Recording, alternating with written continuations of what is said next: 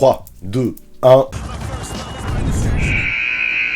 Salut tout le monde, comment ça va en ce samedi? J'espère que vous avez échappé aux virus hivernaux et que votre voix est moins caverneuse que la mienne. Mais bref, ce qu'on retient, c'est qu'en début de semaine, sur le canal Instagram que je vous invite à rejoindre, si vous voulez participer au choix du sujet, vous aussi, vous avez décidé que l'on parle de Trae Young en mode coast to coast.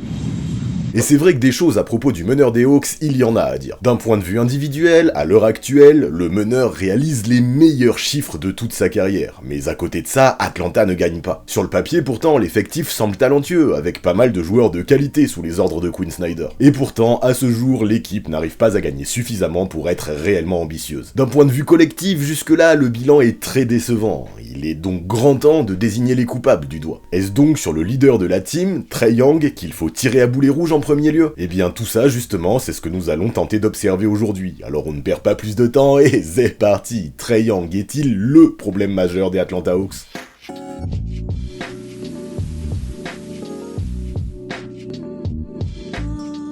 Les Hawks, on s'en rappelle, tant à l'époque c'était un accomplissement pour la franchise, sont allés en finale de conférence en 2021. Même si à l'époque ce fut une vraie surprise, beaucoup alors imaginaient que l'avenir de Trae Young et de ses potes était super prometteur. Sauf que depuis ce jour, l'équipe n'a plus passé un tour de play-off. Pire encore, en saison, les Hawks peinent à décoller, luttant chaque année dans la course au play-off, avec un bilan toujours proche des 50% de victoire. Et le problème, c'est que cette saison, en tout cas au moment où je tourne cette vidéo, c'est encore pire. Ces Hawks pour le moment se situent plutôt autour des 40% de victoire. Et si la saison s'arrêtait aujourd'hui, ils ne seraient même pas qualifiés pour le play-in. Une catastrophe. Et là, il faut se le dire, même si oui, l'équipe est capable de redresser la barre et de faire les playoffs, vu que plusieurs fois par le passé, elle a montré qu'elle avait les ressources pour se sortir de situations difficiles, passer un tour, même en imaginant le scénario le plus optimiste possible, paraît limite inenvisageable. L'attaque fonctionne plutôt bien, vu que dans le domaine, Atlanta possède le 5e meilleur rating de la ligue. Mais de l'autre côté, en défense, l'équipe est complètement aux fraises. L'irrégularité des joueurs d'un match à l'autre pose problème également.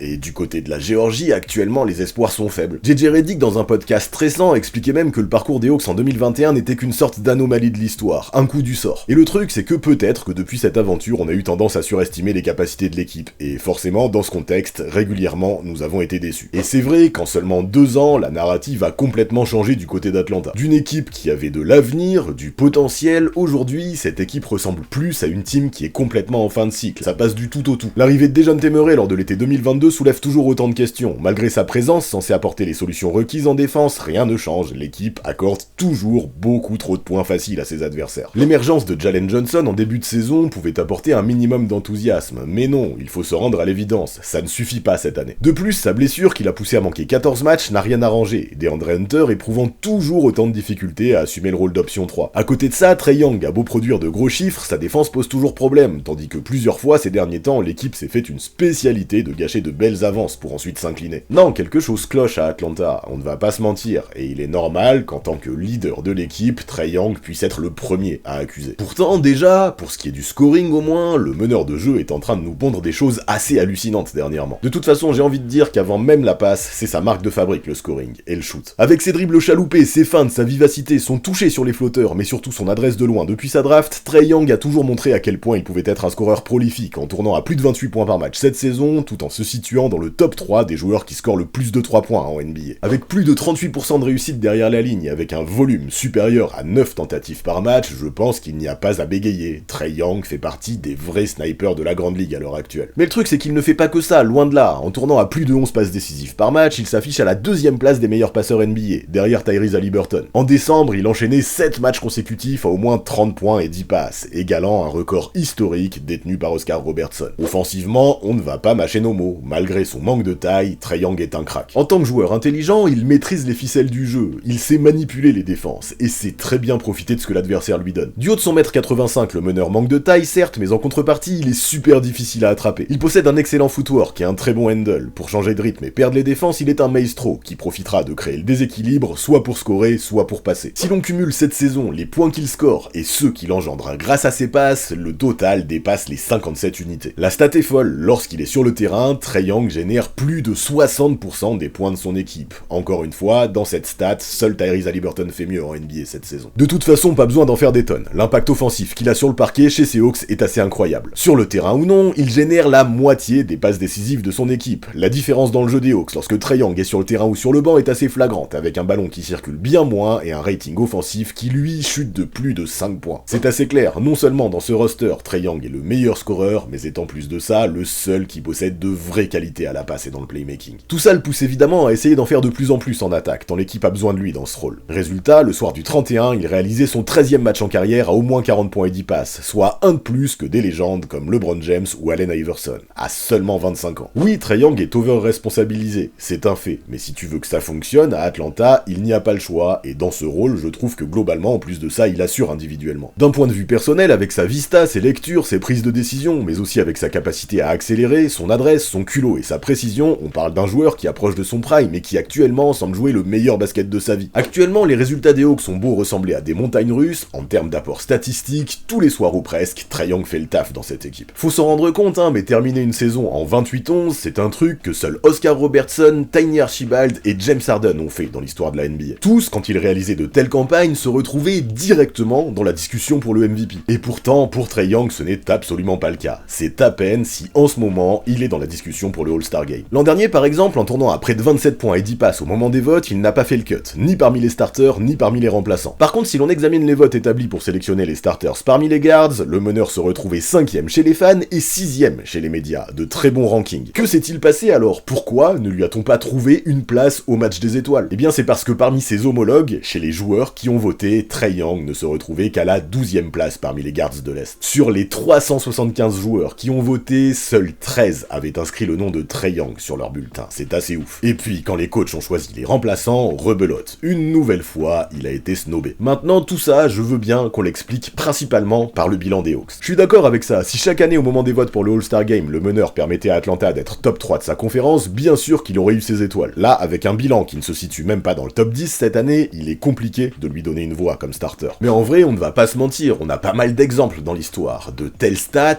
quel que soit ton bilan, généralement, ça te vaut une place pour le All-Star Game. Je dis pas forcément en tant que starter, mais au moins en tant que wildcard, en 11e ou 12e homme de sa conférence. L'an dernier, parmi les 14 joueurs qui scoraient plus de 25 points par match, il a été le seul à ne pas être All-Star. Et même dans l'histoire, amusez-vous à en trouver des joueurs non All-Star quand ils plantent plus de 25 points par match, quel que soit leur bilan. Et si en plus de ça vous ajoutez ces 10 passes en moyenne, ça devient unique en son genre. Difficile de dire que Trae ne méritait pas l'année dernière, et pour cette année c'est la même. Ça, j'en suis assez persuadé. Pourtant, là, à l'heure actuelle, rien n'indique que Trae Young participera au All-Star Game 2024 à coup sûr. Et puis on s'en rappelle aussi cet été, alors que Team USA avait besoin d'un chef d'orchestre, d'un playmaker supplémentaire, personne n'a semblé ne serait-ce que penser à passer un coup de fil à Trae Young, qui pourtant était full dispo. Voir que depuis le début de sa carrière, il n'a que 2 sélections All-Star et une seule All-NBA, ça pourrait limite être considéré comme du manque de respect. Mécontent de cette situation cet été, après l'histoire de Team USA, il n'a pas hésité à le dire d'ailleurs, en mode vous êtes complètement malhonnête si vous dites qu'on m'a respecté. Et en fait, c'est là qu'il faut se poser la question vraiment, est-ce que le problème vient de lui ou est-ce qu'il vient des autres? Oui, son talent est fou, oui, ses stats sont exceptionnels, mais est-ce que ce ne serait pas l'arbre qui cache la forêt? Et est-ce qu'il n'y aurait pas de vraies raisons qui expliquent qu'il vive ce qu'il considère comme un manque de respect? Si même ses pairs refusent de lui apporter le respect qu'il réclame, il y a peut-être des raisons quand même, et on peut se demander d'où ça vient. Peut-être de son attitude parfois jugée comme détestable, ou de son côté arrogant, trash talker, mais tout ça, ça reste subjectif. Beaucoup d'autres joueurs célèbres ou chambrent lorsqu'ils sont sur le terrain et qu'ils brillent, et personne ne leur en tient rigueur, au contraire. Alors peut-être que ça vient de son bilan, ou même des deux. Tout ça, je pense que c'est réel, mais encore une fois, pour moi, ça n'explique pas tout. Depuis que je suis la NBA, je n'ai pas le souvenir d'avoir vu un joueur aussi percutant, offensivement, mais autant mis de côté dans toutes les discussions à chaque fois. Puis ce n'est pas non plus comme si Trae Young ne menait pas du tout Atlanta à la victoire. Les Hawks font les playoffs chaque saison depuis 3 ans. Les Mavs, après une finale de conf en 2022, n'ont pas participé à la post-season en 2023, et on en a tenu beaucoup moins rigueur à Luka Doncic. Non, il y a un truc, clairement, avec Trae Young, et on va essayer de comprendre d'où ça vient. Du manque de défense peut-être? Bah écoutez, clairement, c'est pas un défenseur le Trae, on va pas dire n'importe quoi, et très souvent, les adversaires n'hésitent pas à le cibler, ils ont raison. N'empêche que je trouve qu'avec ses outils limités, il essaie quand même de faire les efforts qu'il est capable de faire. De plus en plus en tout cas, je trouve. Je ne vais pas non plus aller jusqu'à dire que c'est le roi du hustle, mais il me semblait quand même essentiel d'aborder ce point, qui n'est pas souvent assez mis en lumière à mon sens. Cette saison, il tourne à 1,4 interceptions par match, sa meilleure moyenne en carrière, et même si ça ne fait pas de lui un bon défenseur, ça mérite d'être dit. Je vais peut-être me faire des ennemis ici, mais cette saison, défensivement, je trouve que Young est moins pire que Lillard aux Bucks. Dame a peut-être un poil plus d'outils, et a l'excuse d'arriver dans une nouvelle équipe, mais en termes d'effort, je mets Young bien au-dessus, et pour moi ça fait la diff. Cette saison, en tout cas, je ne peux pas reprocher au meneur des Hawks de ne pas essayer de faire de son mieux, et c'est déjà une bonne chose. Par contre voilà, à côté de ça, Trae Young c'est aussi l'un des joueurs les plus légers de toute la NBA. Listé à 74 kg officiellement, et peut-être même moins, il en suffit parfois de peu pour le faire complètement valser avec un coup de fesse. Les stratégies adverses, on les connaît, obliger les Hawks à switcher pour que le meilleur attaquant adverse l'isole et le joue en 1 contre 1, et forcément ça fonctionne. Défendre le pick and roll avec lui c'est la même, c'est compliqué tant il lui est difficile de contourner les écrans. Tout ça il faut le dire, et ça handicape fortement la défense des Hawks. Mais ceci étant dit, encore une fois, dans le domaine, je le trouve un peu moins catastrophique que ce que l'on peut dire parfois. Bah ouais, le basket, au bout d'un moment, ça se joue à 5, et quand un joueur se fait cibler en 1 contre 1, ses coéquipiers doivent être capables de l'aider. Et quand ce joueur, en plus de ça, c'est Trae Young, au vu du poids qu'il a dans ton attaque, tu trouves des solutions en équipe. Si lui fait l'effort, ses potes aussi doivent faire la même chose. Et franchement, les efforts, il les fait. Regardez les Hawks jouer cette saison. Plusieurs fois, il m'a agréablement surpris dans le domaine. On le voit mettre son corps en opposition, courir pour rester le plus proche possible de son attaquant, et surtout avoir les mains très actives. Maintenant oui, son manque de longueur ne lui permet pas de contester les tirs et les écrans ont tendance à lui faire beaucoup de mal, cependant il compense de mieux en mieux en anticipant et en défendant avec sa tête, ou en provoquant des passages en force. Je sais pas vous hein, et on a beau dire ce que l'on veut, mais je trouve ça un minimum respectable. Du coup, on pourrait tirer sur Quinn Snyder, à juste titre, qui est un coach avec une tendance majoritairement offensive. Néanmoins, je trouve que de ce côté-là, sur le terrain, c'est aussi aux joueurs de se prendre en main. Les efforts, personne, ni même le coach, ne pourra les faire à leur place. Quand t'as un Trae Young qui provoque des charges et qui vole des ballons, c'est déjà le maximum que tu pourras tirer de sa part. Aux autres donc d'apporter le maximum qu'ils peuvent apporter en fonction de leurs outils, eux aussi. Et ils en ont plus pour la plupart des joueurs des Hawks. Après, ça peut aussi être à Young hein, de se montrer leader et de tirer ses coéquipiers vers le haut. Mais dans l'attitude, au moins cette saison, on a l'impression qu'il fait ce qu'il faut pour. Et pourtant, aujourd'hui, à Atlanta, quelque chose coince toujours, et c'est pas forcément évident d'identifier d'où ça vient. Parce que mentalement, dans sa tête, le joueur est présent aussi. Il est un joueur régulier qui passe rarement complètement à côté d'un match. Cette saison, il n'est passé qu'à 4 reprises sous la barre des 20 points, sachant qu'en contrepartie, il a fait 4 matchs à 40 points ou plus. Chaque soir, tu sais qu'il va te mettre minimum 3 ou 4 3 points, avec une adresse propre. À côté de ça, t'as 9 ou 10 passes, et vraiment, en termes de constance, y a rien à dire le concernant. Sur le mois de décembre d'ailleurs, le mec était sur un nuage, avec plus de 30 points en moyenne, plus de 12 passes, et une adresse à 3 points supérieure à 42%. C'est complètement élite. Il est en plus de ça, un joueur sur qui tu peux compter très fort dans les 4e quart-temps. Le mec fait toujours partie des joueurs les plus clutch de la ligue. Il est un gars qui sera toujours en mesure de trouver une ouverture, grâce à ses dribbles, soit dans la raquette pour balancer un flotteur, soit derrière l'arc pour sanctionner en pull-up. Quand tu cumules les qualités de 1 contre 1 de Trae Young et la confiance qu'il a en lui dans ces moments, bien sûr qu'on parle d'un joueur clutch. Maintenant, dans les money time, c'est la même chose pour tout le monde, on le sait, l'adresse, ça va, ça vient. Sauf que Trae Young, avec son expérience et son vécu en playoff, tu sais que tu pourras compter sur lui dans les 4e quarts. Et même de façon plus globale, pas que dans les 4e quarts. Cette saison, Trae Young, je le trouve plus mûr, plus mature, plus réfléchi. Autant j'avoue qu'à l'époque, Nate McMillan, j'avais beaucoup plus de doutes concernant son leadership, tant un fossé entre le coach et le joueur semblait s'être creusé, autant aujourd'hui j'ai l'impression que c'est moins le cas. Il est maintenant père de 2 enfants, et sous les ordres de Quinn Snyder, le meneur paraît totalement épanoui. Même en interview, depuis ses déclats de cet été, et après que la frustration de Team USA ait été digérée, je le trouve plus posé. Il fait toujours preuve de confiance en lui, c'est sûr, et certains le lui reprochent, mais je ne pense pas que ce soit de l'arrogance. Il le dit, il n'est pas à Atlanta pour battre des records individuels, non, il est là pour gagner, et cette saison, je trouve que c'est difficile de lui reprocher quoi que ce soit. En vrai, et c'est tout à son honneur, j'ai l'impression que Quinn Snyder est en train de développer une très belle version de Trae Young. Pourtant, j'ai l'impression que cette nouvelle version du joueur, au vu des échecs répétés des Hawks, ne se remarque pas. Comme le dit Snyder, Young est un peu ce joueur dont on ne parle que peu en bien, mais dont les failles sont très souvent examinées au microscope, et c'est vrai qu'il y a peut-être un petit peu de ça. Pourtant, des qualités, le meneur en possède, et pas qu'un peu, on en a déjà parlé, mais elles méritent à mon sens encore plus d'être mises en avant. Ok, le mec ne défend pas, on l'entend en boucle, c'est vrai, mais au bout d'un moment, on ne peut pas lui faire pousser les bras. La vraie question maintenant, c'est est-ce qu'un tel profil défensif peut vraiment avoir une place dans une NBA de 2024 qui switch partout? Est-ce que son niveau offensif, aussi exceptionnel soit-il, peut suffire pour compenser? Par exemple, Luka Doncic, défensivement, affiche des failles, lui aussi, mais elles ne sont pas dues aux mêmes raisons. Chez le Slovène, les outils corporels sont là, et quand la forme physique et l'endurance sont aussi au rendez-vous, il est capable d'être un bon défenseur. Jamal Murray, Stephen Curry, Tyrese Haliburton, tous ces meneurs sont capables de faire le taf, défensivement, et même James Harden, avec son physique, qu'il arrive à mettre en opposition, est capable de faire le minimum. Par contre, désolé, mais dans des équipes ambitieuses comme les Lakers ou les Bucks cette saison, des joueurs comme D'Angelo Russell ou Damian Lillard, à mon sens, présentent des difficultés au moins aussi importantes que celles de Trae Young. Certes, les défenses collectives des deux équipes concernées en pâtissent, mais elles arrivent à cacher ça, et elles n'en sont pas moins ambitieuses. Les Lakers sont même dans le top 10 des équipes qui possèdent le meilleur rating défensif de la ligue, malgré un D'Angelo Russell au poste 1 qui ne fait que rarement les efforts. Bon après, les deux joueurs, Russell comme Trae Young, possèdent des ratings défensifs catastrophiques individuellement, mais l'un est mieux aidé par ses coéquipiers que l'autre. Sans vouloir continuer à enfoncer le Laker, entre un Trae Young trop petit, ouais, mais qui fait les efforts, et un D'Lo un peu plus long, mais que la défense n'intéresse pas, je me dis que le meneur des Hawks mérite quand même un poil plus de respect. Puis tout le monde n'a pas la chance d'avoir un Anthony Davis dans la peinture non plus pour tout protéger. Et c'est là qu'est le dilemme pour Trae Young. Sa défense est-elle vraiment rédhibitoire, ou n'est-il tout simplement pas entouré de la bonne façon? Voir qu'un mec, actuellement, joue le meilleur basket individuel de sa carrière, mais en parallèle ne gagne pas collectivement, ça pose question. C'est pour ça que la saison dernière, je me demandais si les Hawks ne feraient pas mieux de le transférer pour obtenir un maximum d'assets en échange. Ça aurait permis de tourner une page, mais depuis, avec le changement de coach, il a pris en maturité, je trouve. Il a progressé dans le leadership, par l'effort, par l'exemple, et le temps montre qu'au vu du niveau offensif du meneur, il sera difficile et peut-être très long de retrouver un tel talent sur le marché des transferts. Si les Hawks ne veulent pas reconstruire en partant d'une page blanche, et ça ne semble pas le cas, ils vont devoir trouver au plus vite comment construire autour de Trae Young, leur leader. Le joueur est en train d'entrer dans les meilleures années de sa carrière, et si tu veux maximiser son prime, tu dois trouver les meilleures solutions pour l'entourer au plus vite, et ce n'est pas chose simple. Quand tu as une star offensive pareille de 25 ans et que tu crois en elle, tu fais en sorte qu'elle soit heureuse avec son coach, avec ses coéquipiers, et surtout, tu lui crées un supporting cast qui lui laisse penser qu'avec cette équipe-là, à court, moyen ou long terme, il pourra gagner un titre. Sans ça, tu prends le risque que ce joueur talentueux demande son trade ou fasse ses valises à la free agency, ce que les Hawks a priori ne veulent absolument pas. À son arrivée à Atlanta, le duo Landry Fields-Kyle Korver a pourtant essayé de faire des choses en faisant venir Dejounte Murray en provenance de San Antonio. Réputé comme un excellent défenseur sous pop, il devait prendre en main le premier rideau défensif d'Atlanta et ainsi compenser les difficultés de Trae Young. Puis sur le papier, ça collait, défensivement certes, mais ça pouvait aussi coller offensivement. Avec ce duo en 2022, l'équipe d'Atlanta était la seule de la NBA à afficher dans son roster 2 joueurs à plus de 20 points et 8 passes la saison précédente. Sauf que, 1 an et demi seulement plus tard, le nom de Dejounte Murray déjà apparaît dans de nombreuses rumeurs de transfert. Et je comprends, parce que si pendant longtemps j'ai trouvé Trae Young un petit peu dans son monde et que j'aurais pu penser à le transférer, cette saison c'est plutôt Dejounte Murray que je trouve dans son monde. La force des choses fait qu'il a moins le ballon que ce qu'il l'avait à San Antonio. Il est amené à jouer davantage off-ball, et même s'il met quand même sa vingtaine de points par match, il est de fait moins responsabilisé. Il a fait des progrès dans ce rôle depuis son arrivée à Atlanta, rien à dire, et ses pourcentages sont plutôt propres. Cependant, j'ai l'impression que Dejounte Murray, 27 ans, et donc en plein prime, est un peu frustré de voir ses responsabilités tant limitées à la création. Son implication n'est pas tous les soirs au rendez-vous, la régularité est problématique, et même l'impact défensif a diminué. Malgré sa longueur, et sans non plus être une fraude dans le domaine, Murray, sur l'homme, ne donne plus la même énergie qu'il donnait à San Antonio. Maintenant, peut-être que les deux joueurs devraient plus alterner, et peut-être que Trae Young devrait davantage jouer off-ball aussi, histoire que les deux joueurs se complètent et puissent trouver leur épanouissement. Mais ça, pour moi, ce n'est que de la théorie, car dans la pratique, jamais Young n'a prouvé qu'il savait jouer sans le ballon. De plus, Snyder ne semble absolument pas vouloir l'utiliser comme tel, et dans la mesure où Young, à la main, est un meilleur playmaker et surtout un bien meilleur decision maker que Dejounte Murray, je peux totalement comprendre le tacticien. Malgré son extension à hauteur de 120 millions sur 4 ans signée ces derniers mois, j'ai l'impression qu'actuellement, Dejounte Murray ne semble pas bien dans ses baskets à Atlanta, dans ce rôle-là en tout cas. Malgré les espoirs initiaux, il n'est peut-être juste pas un joueur qui a envie d'être associé à Trae Young sur le long terme. En fait, il faut se rendre compte qu'à côté de Young, il n'y a pas besoin d'un joueur franchement offensif, pas besoin d'un gros créateur supplémentaire, sinon celui-ci risque d'être frustré. Par contre, un role player qui peut tout faire des deux côtés du terrain, why not? Au poste 2, je préfère un joueur qui fit bien avec Trae Young des deux côtés du terrain plutôt qu'un potentiel All-Star. Les Lakers et les Knicks d'ailleurs dernièrement se seraient montrés intéressés par Dejounte Murray et il faudrait voir ce que ça pourrait donner sur le marché des transferts. Parce que ouais, à côté de Trae Young, j'ai surtout l'impression qu'il faut une force dominante dans la raquette, des deux côtés du terrain, une option 3 fiable et après plein de role players. Si pour l'option 3 à l'aile, j'ai de plus en plus tendance à penser que Jalen Johnson est en mesure de récupérer ce rôle au vu des énormes progrès qu'il est en train de montrer des deux côtés du terrain cette saison, je ne sais pas si dans la peinture, Clint Capela est encore aujourd'hui vraiment l'homme de la situation. Le joueur suisse, pourtant, à 29 ans, affiche de vraies qualités, et sa constance est assez réelle. Tous les soirs, il prendra sa dizaine de rebonds, finira près du cercle avec de bons pourcentages, protégera son panier et se rendra utile sur les pick and roll adverses. Il peut aussi être une cible sur les passes lobées, et un joueur qui rendra de fiers services sur les secondes chances, mais ne nous mentons pas. Aujourd'hui, Clint Capela est plus un super soldat, un expert du travail de l'ombre qu'une force dominante dans la peinture comme je l'entends. Dans le scoring notamment, et dans la diversité offensive, il faut le dire, il possède aussi de vraies limites. Puis à côté de ça, on a un DeAndre Hunter qui semble stagner depuis des années, et un Jalen Johnson qui découvre son rôle depuis seulement quelques semaines. Il est peut-être là le souci. Quand ta seule option 2 viable, Dejounte Murray, évolue au même poste que ton option 1, Trae Young, évidemment que ça crée un déséquilibre. T'as beau avoir un Bogdan Bogdanovic excellent dans son rôle de 6ème homme sur le banc, et un Quinn Snyder qui fait ce qu'il peut, difficile de créer un fond de jeu, une cohésion et une alchimie dans un tel contexte. J'aimerais vraiment voir une équipe avec Trae Young en meneur, un intérieur dominant et Jalen Johnson en option 3. À part Bogdanovic sur le banc, et encore joueur. Tout le reste, ou presque, peut partir, si ça permet de construire une équipe cohérente autour de cette colonne vertébrale. Du coup, si l'on fait le bilan, je pense que vous avez compris un petit peu ma façon de penser concernant le meneur de jeu. Même si ça va à contre-courant de certains discours que j'entends dernièrement, je ne pense pas que Trae Young soit le souci à cibler principalement à Atlanta, et encore moins cette saison que les autres. Il est un game changer offensif exceptionnel, un joueur assez unique en son genre, et si à Atlanta on continue à croire en lui malgré ses limites physiques, ce n'est pas par hasard. Au vu de l'impact qu'il a en attaque, il est assez impossible de se passer de lui, et si tu veux maximiser son talent, il est essentiel de l'entourer de la meilleure façon possible. Et pour l'instant, à mes yeux, il est là le problème à Atlanta. Ce n'est pas Trae Young, c'est qu'il n'est pas entouré de la bonne façon. Dans son jeu, dans son attitude, et même dans sa gestion de l'effort, je le trouve vraiment irréprochable ces derniers temps, plus que certains de ses coéquipiers en tout cas. Je ne sais pas si c'est le genre de trade qui peut se faire avant la deadline, mais échangez-moi Dejounte Murray plus Clint Capella contre un intérieur all-star capable de performer des deux côtés du terrain, plus un role player polyvalent au poste 2, et ça peut changer bien des choses. Selon la valeur de l'intérieur récupéré, ajouter AJ Griffin ou DeAndre Hunter n'est pas impensable non plus, et là ça fait un joli package. Murray plus Capella, plus Griffin, plus Hunter, vous n'allez pas me dire qu'avec des assets comme ça, y a pas moyen de choper du lourd quand même. Et puis s'il y a besoin d'attendre l'été prochain pour ça, pourquoi pas, on est plus à ça près, quitte à mettre cette saison entre parenthèses vu comment elle a commencé. Là on l'a vu, il y a des rumeurs qui disent qu'Atlanta pourrait être intéressé par des joueurs comme Pascal Siakam, Lauri Markkanen ou Austin Reeves. Tous ces joueurs, je pense, pourraient tout à fait convenir dans les profils recherchés, Jalen Johnson pouvant tout à fait basculer au poste 3 ou au poste 4 selon les coéquipiers qu'il aura avec lui. Puis si tu perds Capella et que t'as besoin de minutes au poste 5, t'as un Onyeka Okongwu de 23 ans qui derrière est mort de faim, qui défend fort et qui n'attend que ça d'avoir du temps de jeu pour exploser. Non, vraiment, à Atlanta, il y a de gros déséquilibres, c'est vrai, mais il y a aussi de vrais talents, une base intéressante et surtout de bons assets à envoyer ailleurs. Trae Young a beau avoir de vraies failles dans son jeu, il a aussi de vraies qualités, et même si par le passé j'ai pu être critique, avec lui, aujourd'hui, je ne peux que respecter le fait qu'il fasse le maximum avec ce qu'il a. Je reste également persuadé qu'un joueur dans son profil, même s'il handicapera la défense, reste possible à entourer de la bonne façon. Dejounte Murray, DeAndre Hunter et Clint Capella, pour ça, ne sont peut-être pas les meilleures options à Atlanta. Au bout d'un moment, il faut peut-être s'en rendre compte. Puis si l'on dresse le constat du côté des Hawks à l'heure actuelle, il faut dire les termes. En raison de ses outils physiques limités, malgré toute sa bonne volonté, Trae Young est toujours un boulet défensivement. Murray ne s'épanouit pas dans son rôle et personne n'est en mesure d'épauler correctement le meneur offensivement. Bilan des courses, l'équipe survit en attaque grâce aux exploits d'Ice Trae et meurt en défense en raison de son manque de longueur que certains de ses coéquipiers ne sont pas en mesure de compenser. L'équipe à l'heure actuelle est beaucoup trop Trae Young dépendante et le meneur a besoin de soutien des deux côtés du terrain. Surtout qu'autour de lui, on l'a dit, pas mal de joueurs semblent avoir fait leur temps en Géorgie. Pour le management, il est peut-être maintenant temps de remanier l'équipe, de la repenser pour essayer de profiter au maximum des qualités du meneur de jeu tant qu'il en est encore temps. Même s'il n'y a aucune urgence à tout précipiter, je pense qu'il faudra quand même agir vite, histoire de profiter au maximum des années de prime du meneur de jeu. Je ne pense pas que cette saison, que ce soit dans son jeu ou dans son attitude, Trae Young soit un problème pour quoi que ce soit dans la situation d'Atlanta cette année. Au contraire, il a un comportement irréprochable, il est celui qui fait encore espérer les fans. Oui, sa défense est problématique, mais au bout d'un moment, il n'y peut plus rien, et je ne pense pas que ce soit rédhibitoire. Voilà pourquoi, tant que je ne l'aurais pas vu jouer avec d'autres coéquipiers, dans d'autres situations, un autre contexte, d'autres line-up, je ne pourrais pas dire que Trae Young est le souci principal de son équipe. Son niveau offensif paraît pouvoir devenir tellement élite qu'on a besoin de le voir dans d'autres situations avant d'être trop tranchant le concernant. Alors pour finir, s'il vous plaît, Landry Fields et Kyle Korver, montrez-nous rapidement que vous pouvez entourer votre pépite de manière bien plus cohérente que ça.